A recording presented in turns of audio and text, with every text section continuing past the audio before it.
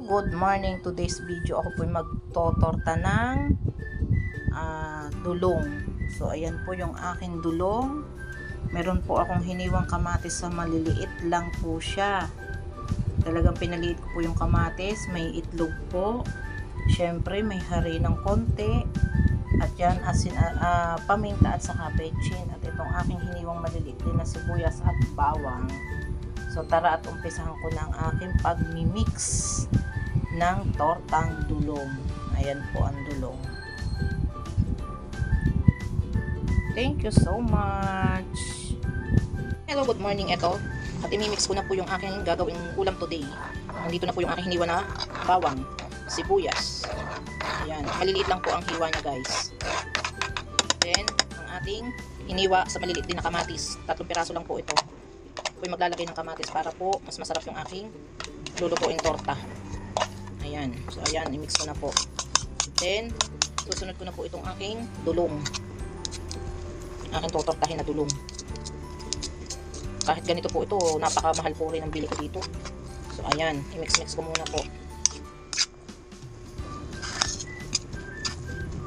Pero bago ang lahat, tingnan ko muna itong mga itlog. So ito may itlog din po ako. Ayan. So baka mamaya may amoy para sigurado tayo. Okay siya. Ayan. Bali 4 na piraso po ang ilalagay kong itlog para mas masarap. May nalaglag na balat ng itlog ating kuhanin, guys. Ayaw pang magpadala.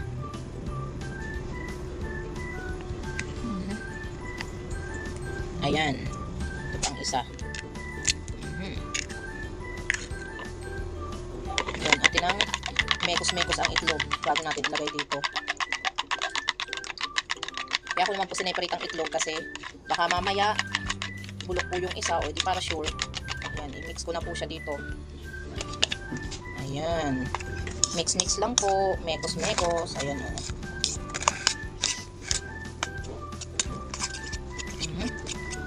Dito dumami yung aking konting dulong. Tapos maglagay po ako ng konting bechin. So ayan o, konti lang po siya. Sasabihin mamaya, marami na naman po akong inilagay. Tapos, pamintang powder. Ayan. Ang paminta masarap, medyo marami-rami ng konti para may anghang. So ayan po.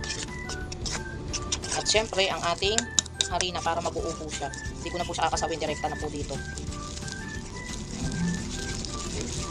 Ayan.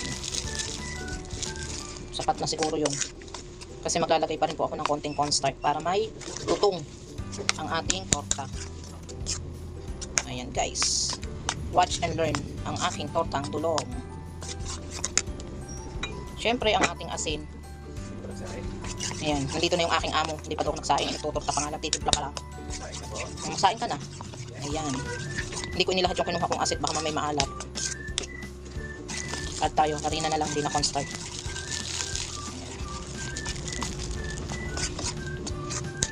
Yun lang, today's video. Ito na yung aking tortang dulong.